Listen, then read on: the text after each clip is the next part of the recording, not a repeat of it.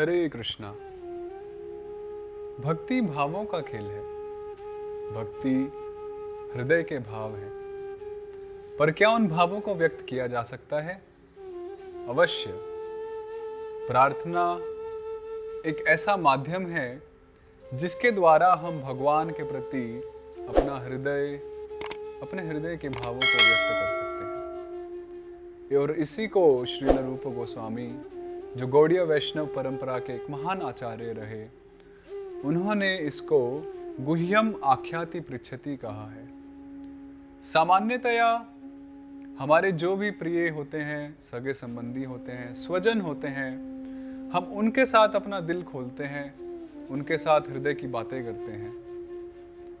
ऐसे जन भी हमारे हितैषी होते हैं, पर प्रायः वे हमारा हित चाहते हैं परंतु करने में सक्षम नहीं होते। परंतु परम भगवान श्री कृष्ण हमारे परम हितैषी भी हैं और हमारा हित करने में सक्षम भी हैं। इसलिए सभी स्वजनों में, सभी प्रियजनों में भगवान हमारे सर्वश्रेष्ठ स्वजन है, सर्वश्रेष्ठ प्रियजन है। इसलिए यह हम सभी का कर्तव्य है कि हम भगवान के साथ अपने हृदय की बातें व्यक्त करें। अभी एक प्रश्न उठ सकता है कि भला भगवान जो सबके हृदय में परमात्मा रूप में रहते हैं, वे तो सब कुछ जानते हैं और शास्त्रों में उन्हें सर्वज्ञ भी कहा है, तो भला ऐसे भगवान को अपना हृदय व्यक्त करने का क्या लाभ, कि क्या आवश्यकता है? अवश्य बहुत ही उत्तम विचार और बहुत ही उत्तम प्रश्न है।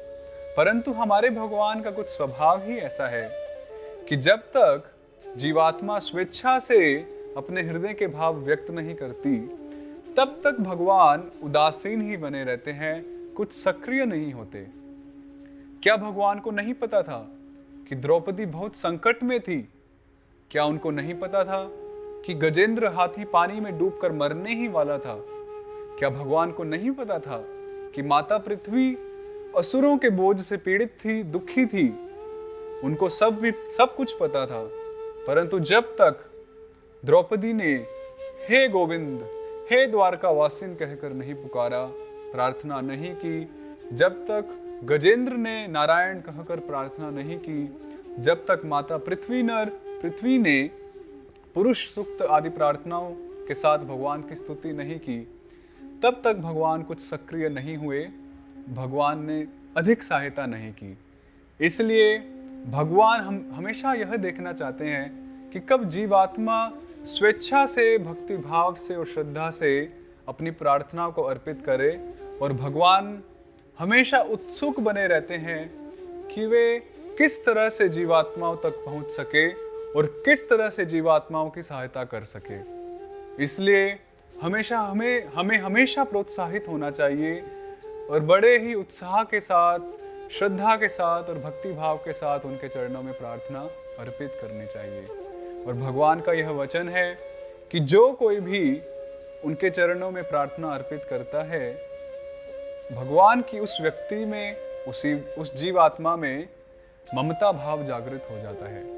मदीयो अयम, और भगवान उसकी रक्षा करने का उत्तरदायित्व अपने ऊपर ले लेते हैं। मया सर्वतो रक्षणीयो अयम। तो क्या आपको भगवान का रक्षण नहीं चाहिए? अवश्य हम सभी को भगवान का रक्षण चाहिए। इसलिए आइए हम नियमित रूप से भगवान के साथ, भगवान के श्री चरणों में अपने हृदय की बातों को व्यक्त करें। जैसे भी बातें हो, जैसा भी हमारे हृदय में भाव हो, आइए हम पूर्ण श्रद्धा के साथ और भक्ति भाव के साथ उन प्रार्थनाओं को प्रभु के चरणों में अर्पित करें। हरे कृष्णा।